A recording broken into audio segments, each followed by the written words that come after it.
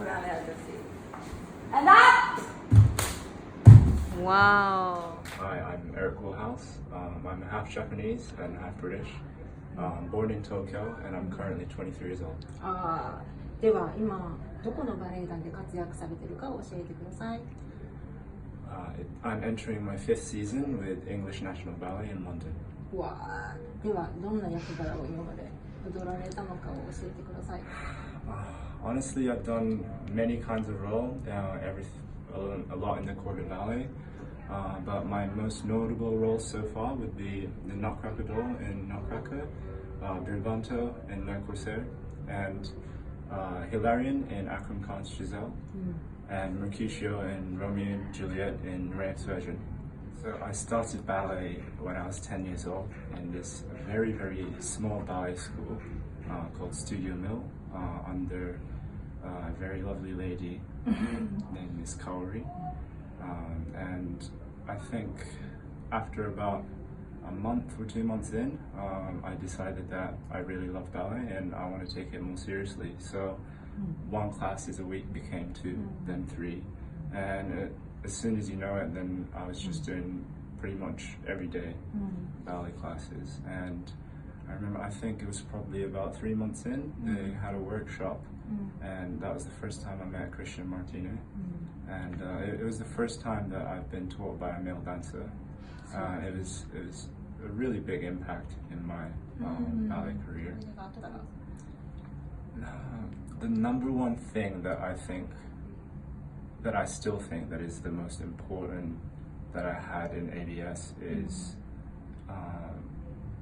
a lot of attention and one-on-one training, which I've been to many places in the world and met a lot of teachers in the world, but I've never been taught by anybody like Rio, who is so passionate about her work and who's so knowledgeable about ballet and who dedicates all her time and her life into each and every one student.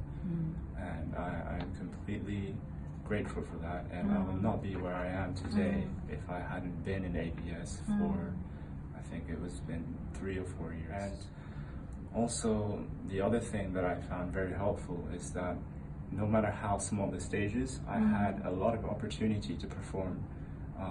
I probably had a performance coming up every month, and to be able to work on something, a solo or a piece, for a whole month, just that one piece, and to go into the most minuscule detail possible, it was very helpful for me, and it made me look at ballet in a different way, to break it down, and to really go within.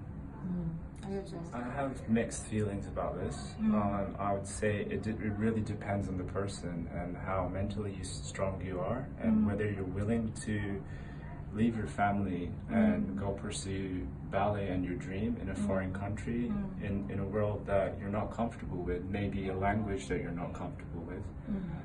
I'd say that the positives is it is good to go into a big ballet school to broaden your perspective and to compare yourself to other dancers, especially because I'm a boy and I didn't have much to compare myself with. So it was good to be in an environment where I'm training with other boys that are my age, who are 15, 16 years old, to see where I'm at and to push each other every day and to get inspiration from other people. As I said, it depends on the person, but I don't necessarily recommend going to a big ballet school because what you have in ABS is,